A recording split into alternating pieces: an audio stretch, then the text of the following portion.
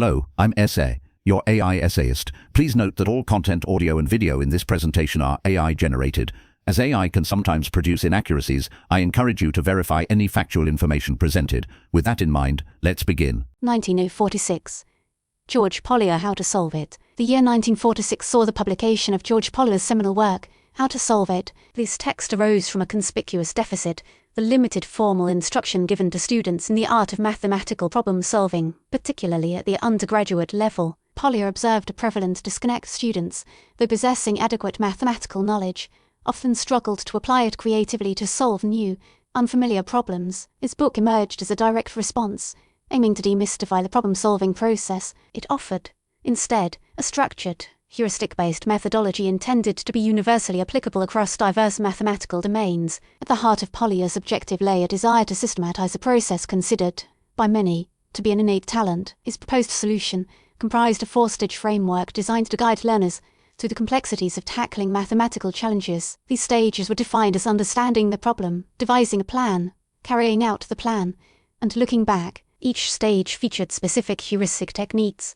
offering practical guidance to the problem solver. Examples included drawing diagrams to elucidate relationships, considering special cases to uncover patterns, and adopting a strategy of working backward from the desired goal. An illustrative example from the book involves finding the diagonal of a rectangular parallelepiped.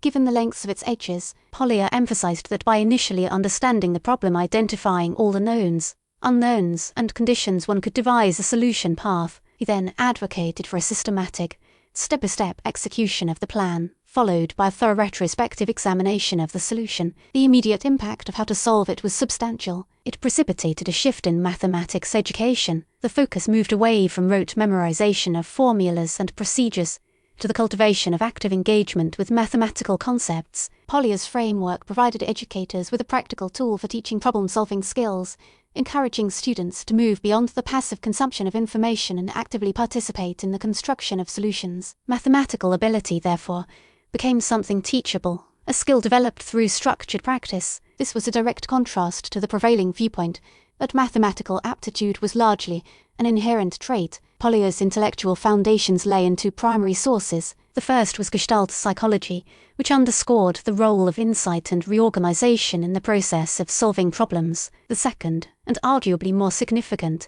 influence was the work of earlier mathematicians, particularly Pappus of Alexandria. Pappus' collection, a compendium of mathematical problems, and their solutions offered a wealth of heuristic strategies. Pólya drew heavily from Pappus' methods, especially the emphasis on analogy and generalization as key problem-solving tools. He valued the understanding that problems could be solved through comparison, linking to previously solved problems, and deriving broader principles from specific instances. This emphasis on heuristic techniques, distilled from historical precedents, formed the basis for his innovative pedagogy. The subsequent sections of this essay will present a detailed examination of Pólya's four-stage methodology. Each stage will be dissected, highlighting the specific heuristic techniques Pólya advocated and the rationale behind his approach. This will involve an examination of the book's reception, including both the positive and critical responses it received. Furthermore, the essay will explore How to Solve Its influence on the development of computer science, specifically in the field of artificial intelligence and expert systems.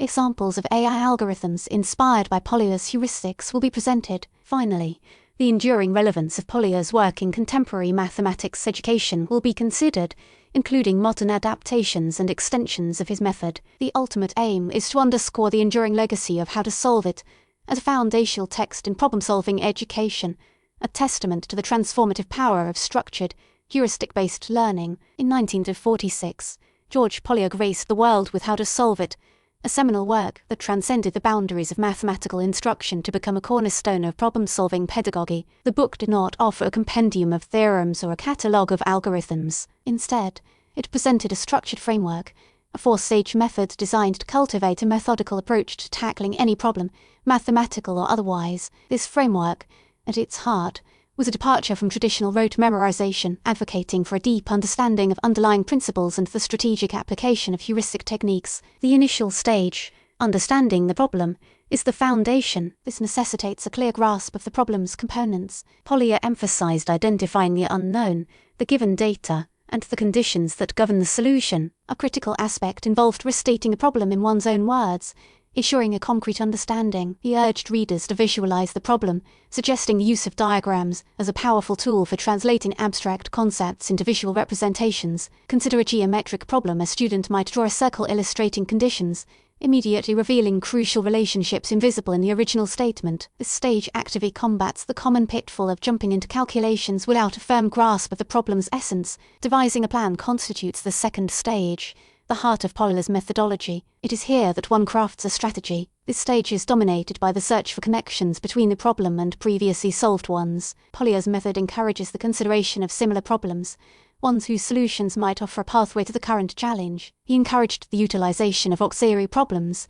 simpler versions of the original that elucidate underlying principles. The book advocates employing auxiliary problems like simplifying numerical values. If a problem involves a complex fraction, a student might start with a simpler fraction, gradually building toward the more intricate one. This stage emphasizes the iterative nature of problem solving. Following the plan's formulation, carrying out the plan is the next step. It transforms the devised strategy into action. This stage necessitates meticulous execution. Each step, each calculation, carefully scrutinized. Pólya stressed the importance of checking each step, verifying its correctness, and ensuring the reasoning is impeccable. He advises proving the correctness of each step, thereby maintaining logical rigor. Should contradictions with established facts or previous derivations arise, the student must revisit the plan's foundation. The goal is to demonstrate the viability of the proposed solution through a step-by-step process. The final stage, looking back, closes the problem-solving cycle. It extends beyond simply obtaining an answer. It encourages a deeper understanding. Pólya urged examining the solution and assessing its plausibility. One can derive the result using alternative methods, validating the approach by showing that the final answer is consistent across multiple derivation paths. Furthermore, he suggested using the result or its method for other problems, encouraging the extraction of transferable knowledge. The student can ask, could this method be applied elsewhere? What general principle does this solution illustrate? This reflective approach aims to transform each problem into a learning experience. Pólya's heuristics, the specific tools he advocated, are not rigid rules, but flexible guidelines. Drawing diagrams and introducing suitable notation assist the visual representation of complex ideas. Guessing and testing, while seemingly rudimentary, allows for initial insights, especially when a problem is inherently open-ended. Working backwards, a technique often employed in geometric proofs or algebraic manipulations, is a powerful approach when reasoning from the desired conclusion to the initial conditions. The critical feature is the emphasis on strategic planning and the iterative refinement of problem solving, not just reaching an answer. The reception of how to solve it within the mathematics education community was overwhelmingly positive. Educators hailed its accessibility and the elegant structure it provided for teaching problem-solving skills. The book's focus on understanding and general problem-solving, rather than content memorization, resonated deeply. However, some critiques arose, primarily focused on the generalizability of Pólya's methods. Skeptics questioned whether his heuristics applied equally well to all types of problems, mathematics or other disciplines. Some argued that the method, while helpful, could not guarantee success. Problem-solving skill required an extensive background of problem-solving in a specific Furthermore, how to solve it profoundly influenced the development of computer science, particularly in artificial intelligence and expert systems. Early AI researchers, grappling with the challenge of enabling computers to solve problems, found inspiration in Pólya's structured approach. His structure was a blueprint for teaching a computer new problem-solving skills. Pólya's heuristics provided a framework for developing algorithms for automated problem-solving. The book's ideas directly informed the design of earlier AI programs, designed to solve mathematical problems, such as those found in symbolic manipulation or theorem proving. Moreover, how to solve it continues to influence contemporary mathematics education. Teacher training programs embed Pólya's methods, and curriculum design increasingly incorporates his principles. Modern adaptations incorporate technology, such as computer simulations, to help visualize problem solutions. Collaboration between students is often advocated, modeling Pólya's emphasis on peer support. These modifications build on Pólya's foundation, adapting his approach to the evolving landscape of education. This ensures his legacy persists. How to solve it remains a testament to the enduring power of a heuristic approach. Its legacy lies not in a specific set of formulas, but in a framework that shifts the focus from mere memorization to genuine understanding and application. George Pólya's influence extends beyond mathematics, shaping how people across disciplines approach complex challenges. His work established a foundation for fostering critical thinking and the ability to find solutions. We really appreciate you tuning into this AI-powered presentation.